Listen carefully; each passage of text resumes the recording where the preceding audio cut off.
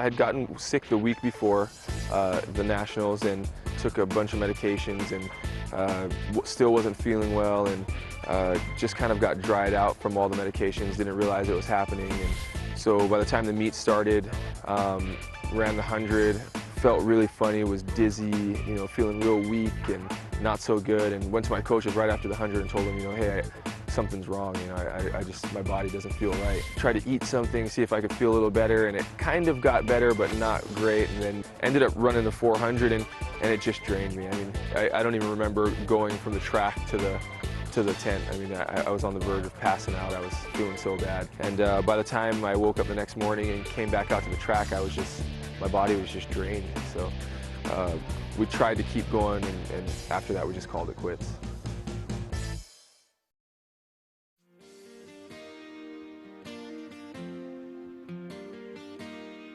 Most athletes will start their day maybe 4 hours before the competition, and once their event is done, they get to go home, you know, ice bath, eat, shower, whatever it might be. Whereas the decathlon, for example, the Olympics, you know, our first event started at 9, so I was up at 5. Then I eat, then I need to be at the track by 7, and I warm up from 7 to 8, and usually we're competing throughout the day. Our last event will usually go off around 10:30 or 11.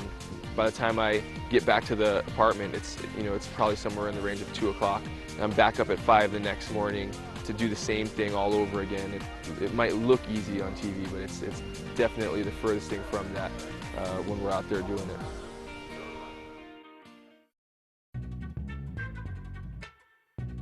The difference between first and second and third and even last, when you get to the level that we're at, it's not necessarily a physical deficiency, it's who can make the least amount of mistakes. And the way you make the least amount of mistakes is staying sharp in the head.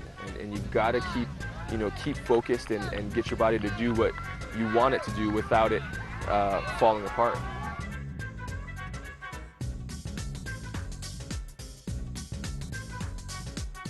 The ranking itself doesn't necessarily set me up for anything. I think that what sets me up is I've had 2 very consistent years, 2 good, strong years with a good score. I've remained healthy for the most part, no major injuries, you know, thank God for that. But you know, if I can just stay consistent and go out and be somewhere close to my PBs and just do what I know I can do every day in practice, I know it's going to end up being a good score. There's events like the 1500 where, you know, I can easily drop some time there and make up a lot of points, you know, maybe 100 points there.